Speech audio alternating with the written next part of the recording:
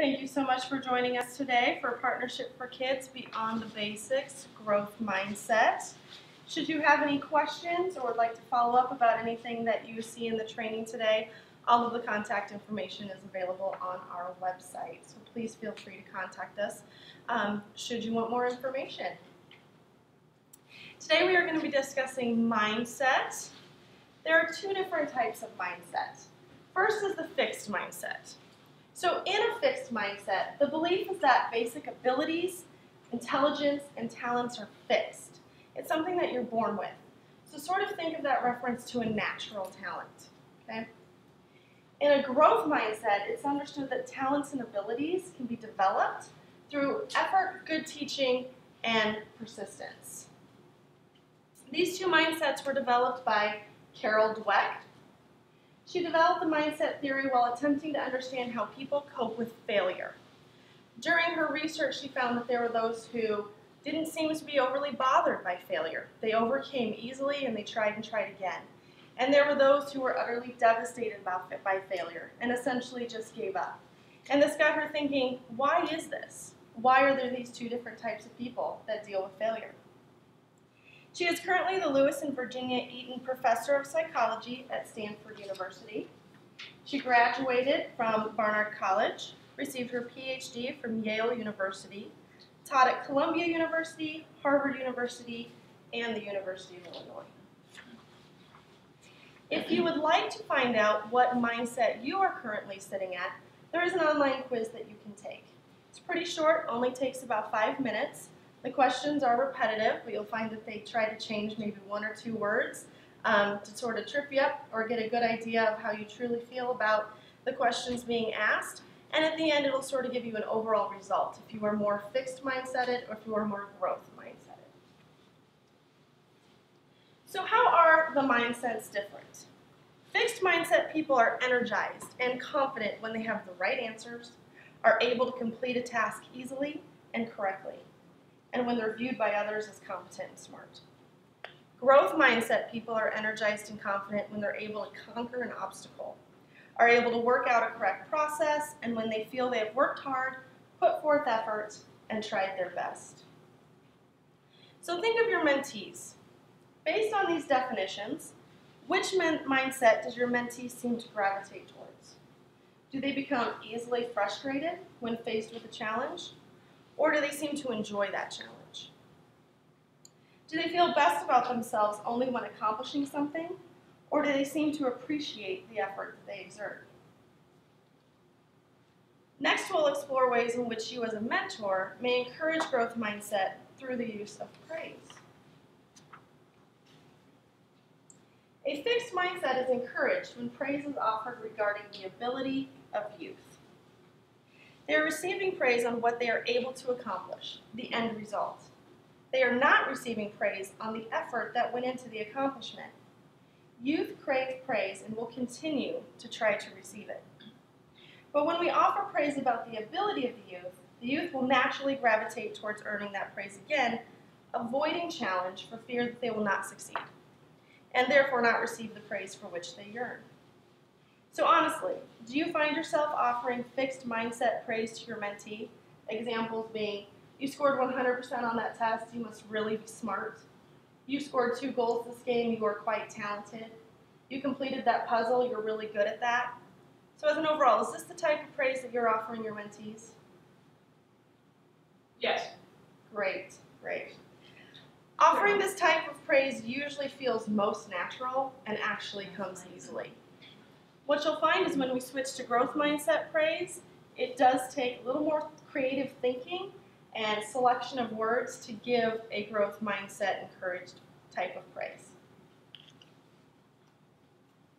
A growth mindset is encouraged when praise is offered regarding the effort of youth.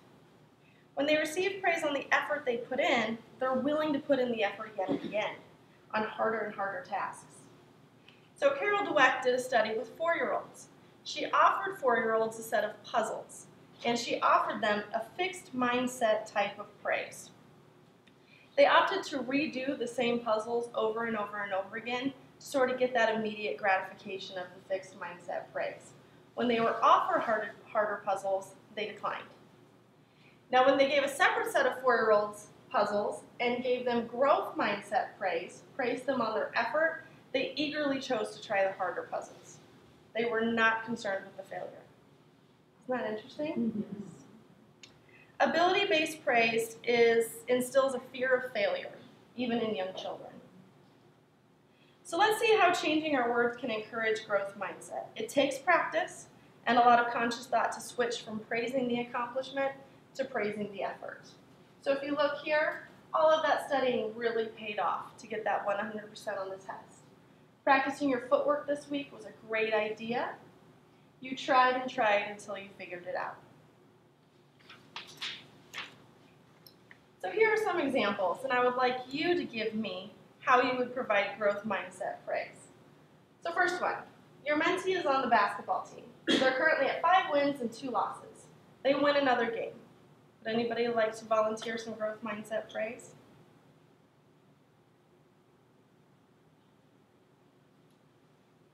Anything on the effort that was put in rather than the end result of winning the game? Yeah, you could ask about,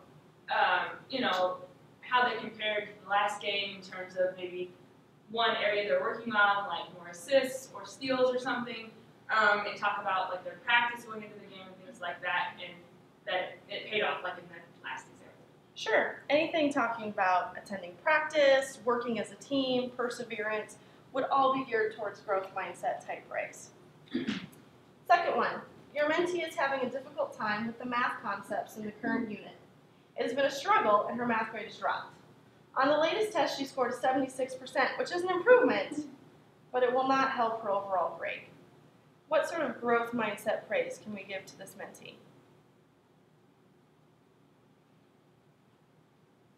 You've been working and working on that concept that even though it's difficult, you've improved.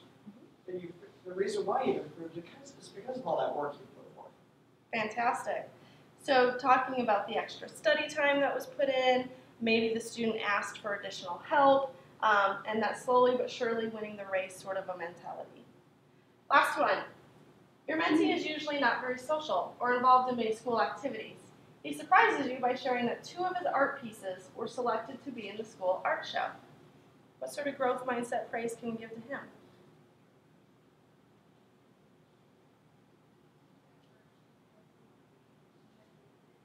You worked hard on that art piece and you took a risk and went ahead and put your art out there, and now you're going to be part of the art show because you really worked on this. Yeah, thinking of this example, I also thought about the risk. Putting yourself out there and trying new things would all be great ways to encourage growth mindset in your mentees by offering praise. But why do we put so much focus on praise when talking about growth mindset? Praising the intelligence of a child harms their motivation and their performance. This is a pretty strong statement, but it's something that Carol Dweck feels very passionate about. She truly believes that providing praise to children regarding their intelligence causes harm to both their motivation and their overall performance. What happens when a child who is praised for their intelligence struggles? They probably give up. They quit trying. They feel like a failure. With what do they equate success? Doing well. Being smart? Being the best. And so with what do they equate failure? Sort of the opposite. Devastated, yeah. Yeah, being dumb or those sorts of things, right? Think back to your experience as a child. What kind of praise did you crave most? And how does this affect your desire to learn? I know that I, for whatever reason, did crave that fixed mindset sort of praise. I wanted to know that I did a good job, that I was smart, that I was top-notch. That's what I was looking for. And so I did sort of shy away from the harder things. I got to a certain point in gymnastics where I didn't want to go any further. I just wanted to be best where I was. Had no interest in really moving on any further. I think it's nice also to get praise for the effort that you put forth into something also. So I'd say have more on the growth side because, I mean, you tried it and you took the risk, so good for you. Thank you. Now think about your mentee. Can you identify what kind of praise they seem to be craving? just by a voice of yes or no, do you have mentees who are craving the fixed mindset sort of praise? Yes. Yeah. Can you identify a mentee who maybe is craving that growth mindset, wants to be acknowledged for the effort and work that's put in? Yes. Yeah? Which do you say you have more of? Fixed mindset praise seekers or growth mindset praise seekers? I fixed. Sort of a way that we've kind of been trained. Yeah. So Wouldn't it be just our expectation? We expect to get that praise each time. right? But Been it's, conditioned for that. it's kind of digging a little deeper to do something that's in the growth mindset. Yes, exactly. The best thing we can do for youth is teach them to love challenges, be intrigued by mistakes, enjoy effort, and keep on learning. They will have a lifelong way to build and repair their own confidence. We have a long history of wonderful, great things that have been invented and have come about because of the failures that came first. We have a lot of stories with, Apple and Microsoft and how their first ventures into the computer world did not go so well. So imagine where we would have been if they just gave up, right? Yeah. So there's a long-term effect on this sort of ability-based praise, fixed mindset. When fixed mindset youth grow and enter the workforce as a fixed mindset employee, businesses react to the ability-driven employees. So like we had said, it was something that they've been conditioned for and something that they're already looking forward to. So there's great concern that the trend of ability-driven youth will only continue and create bigger issues within the business world. Businesses must move away from rewarding ability only and focus on rewarding the effort put forth in the workplace. By rewarding the effort of employees, they are encouraged to take on larger projects, incorporate new methods of practice, and even happily commit extra time to doing the job correctly rather than fearing being penalized for failure. This is not to say that this applies to all who are currently entering the workforce, but it also has applied to many employees who've been in the workforce for many years. It's a trend that's being observed by the CEOs and the managers. And because it's being observed and noted by employers, it's something to look at and consider. What we're seeing happening is that the yearly bonuses are now becoming monthly. Employee of the month is now employee of the day. Ability achieved awards are prevalent. And evaluations are not based upon the effort and work put into the job at hand, but they only evaluate the outcomes, the percentages, the gains, and who's climbed to the top the fastest. The new workforce is now made up of employees who require constant reassurance and are unable to take criticism. One of our goals as mentors is to prepare our students to achieve academically and then send them out to be productive members of society. By encouraging a growth mindset in our mentees, we make more employable and more valuable employees for the employers.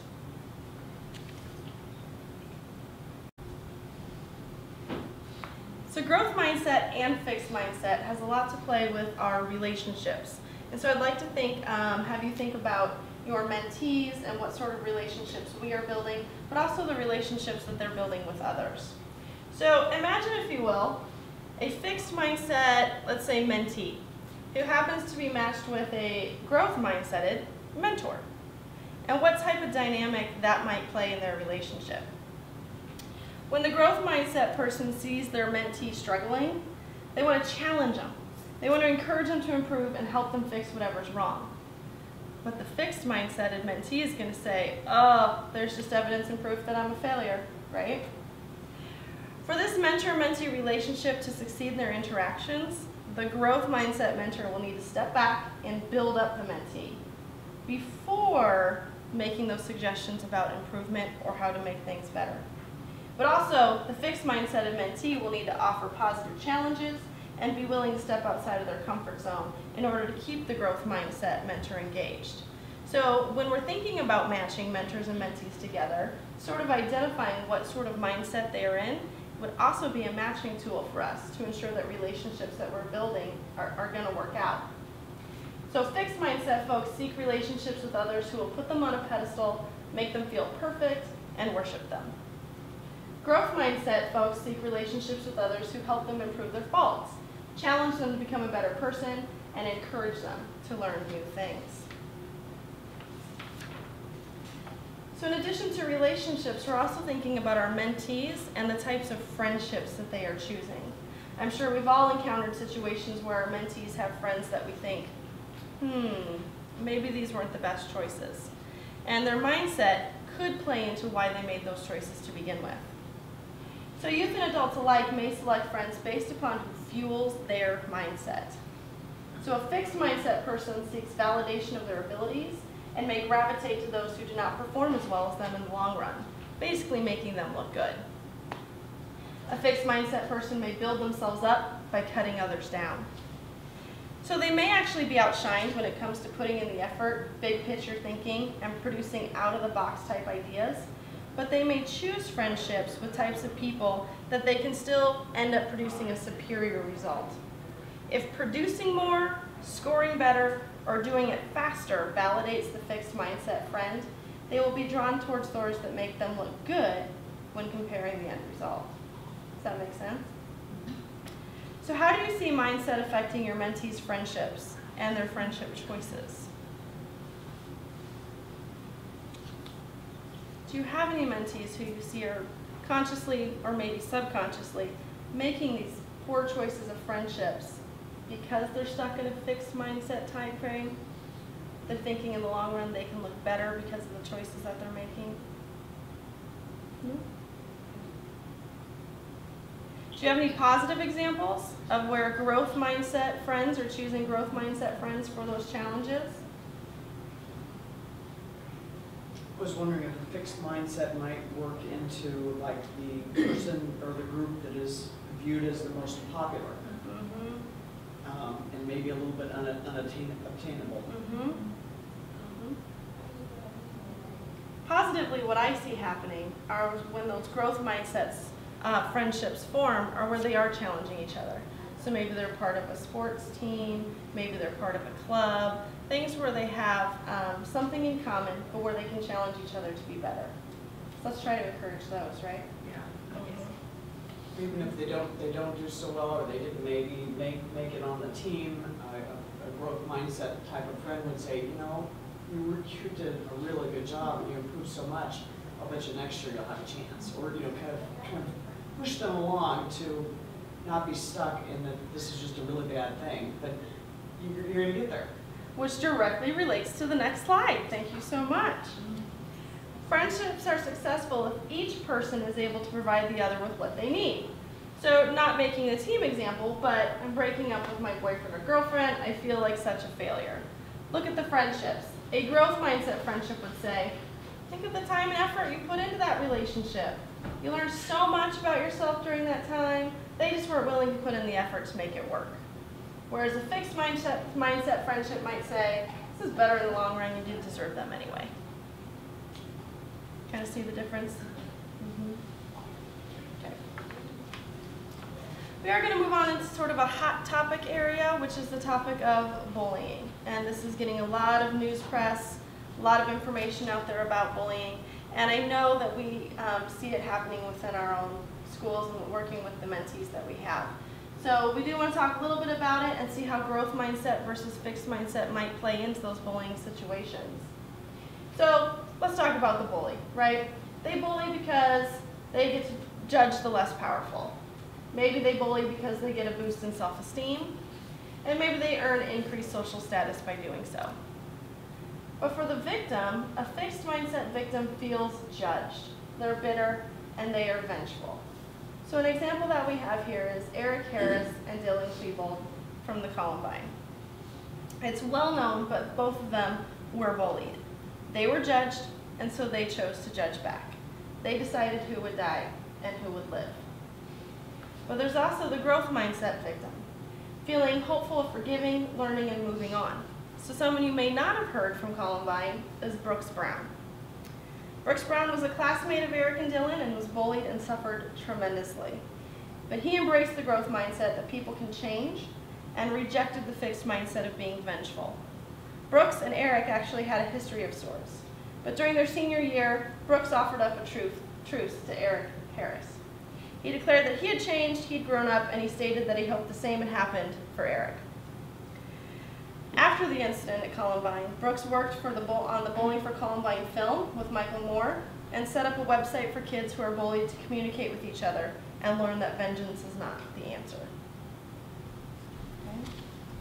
So even if you have a victim who's being bullied, they can still keep a growth mindset about the situation. It would be very difficult, as you can imagine. We have a great example here in Brooks Brown who did choose to do just that.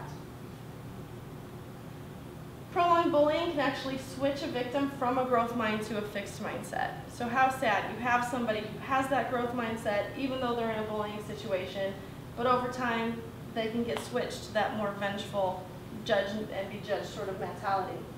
This happens when nobody comes to their defense or stands up for them.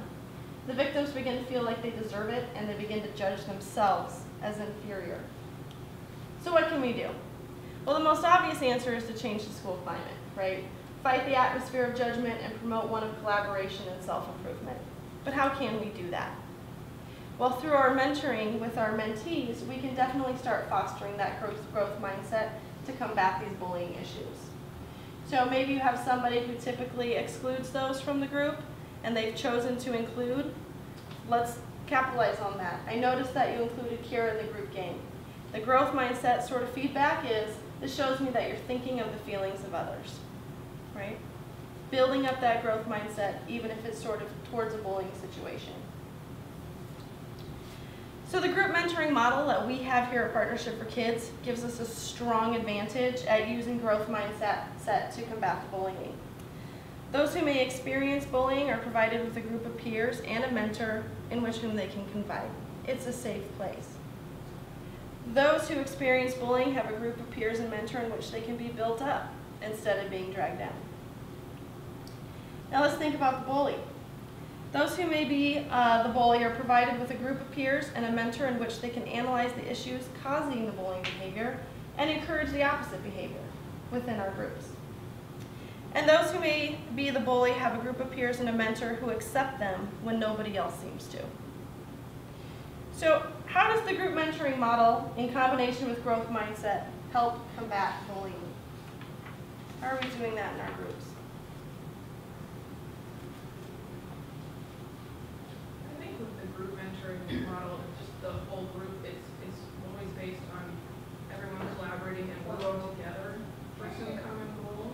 And I think that kind of speaks as far as the growth mindset. You know, we're all growing together, encouraging each other to grow and do that.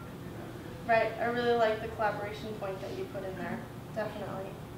Anybody else see any real positives to the group mentoring model and how that can help with growth mindset and bullying? It's a great opportunity to model behavior. If a student says something that really represents that they really are kind of working hard on something, you can point it out, and that can really set up the group in a positive way, I think. And if we're taking the opportunities within our curriculum to sort of teach the difference between fixed mindset and growth mindset to our students, we have the perfect platform to put it into practice. Right there within our groups, we can practice forming those sort of growth mindset phrases and identifying the growth mindset behaviors. A little practice zone built right in. So if you tried to develop a growth mindset in every aspect of your life, to be the best at everything you do, you'd be exhausted by lunchtime, right? There's just no way that we can do that, and we can switch to that. And that's okay, all right? And there may be some areas in our life where we're already really living that growth mindset mentality, you know, and those are probably the areas in our life where we are most successful. So what we're looking to identify are those areas where maybe we are lacking, maybe we sort of feel like a failure, areas in which we could use improvement. And for us personally, those are the areas where we want to work in growth mindset frame of mind and see what sort of results we're getting. We also want to do this with our mentees. Hopefully our mentees have a great area of success, right? Things that they can hold on to and feel good about. But particularly working in those middle school age groups, a lot of confusion, a lot of things changing, they may have a lot of fixed mindset feelings about the things that they are doing. So let's identify some of those areas that we can work on, practice getting into the growth mindset frame of mind, and again, see if that success sort of naturally follows through. But if you have a youth that maybe doesn't want to be a professional athlete, right? That's not their goal. But they really enjoy playing hockey. That's okay. We don't need to push them in that area to become the best that they can be and be top dog, that sort of thing. It's okay with them to just be where they are. But if there's somewhere where they are feeling defeated, if they are trying to be that star athlete and it's not working out and it's becoming something that they feel is a failure, push the growth mindset and see if we can get them to improve a little bit in those areas, right? And what if a child is content with their success? They have that overall feeling of I'm doing fine, I'm okay, maybe just kind of going along, doing the paces. That's not necessarily a cause for concern either. Because chances are something is going to come along that's going to spark that youth's interest that they're going to want to use growth mindset to try to excel at. So just keep an eye on there, try to help them identify some of those areas. Okay? Any last questions or thoughts about growth mindset, fixed mindset we'd like to share? Yes? Just thinking through, it seems to me that in the U.S., probably the majority of people would have fixed mindset based on how we operate. Is that, does she have statistics on like the ratio of, It's interesting. is it 50-50 or is it, not 50-50? I don't have specific information on how we compare to other countries. But just like in our country, what are other like percentages of kind of? What I would recommend actually is in her book, she does numerous studies where she's identified different groups of people and she does provide statistics there. Okay. Such as in working with the youth, and I can't recall exactly, but it was something like 90% of those 4-year-olds went right back to doing the easy puzzles instead of the hard. So she has a lot of great case studies within her book that give a lot of statistical data.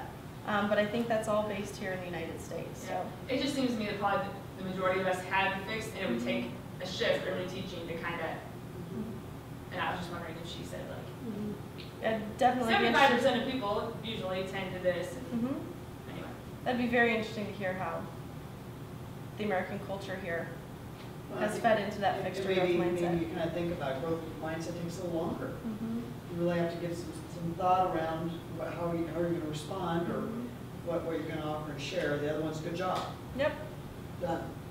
And I do We think get- it's we get in such a also hurry. easier to use growth mindset on others than it is yourself. So, but it does really need to start with you. So when you're feeling discouraged or having a hard time, listen to those thoughts that you're telling yourself and change those first, right? Well, again, all of this information was based off the work of Carol Dweck. You can get her book on Amazon.com for a pretty good price if you would like to read it. I do recommend it. She does take a look at growth mindset in multiple situations. We covered bullying, friendship, relationships, praise, but it also does go specifically into what does this look like in a sports culture? What does this look like in the political atmosphere? Those sorts of things. So it does branch off sort of beyond what we use with our mentors. So not paid to endorse the book by any means, but would recommend picking up her book if you'd like more information too. Thank you so much.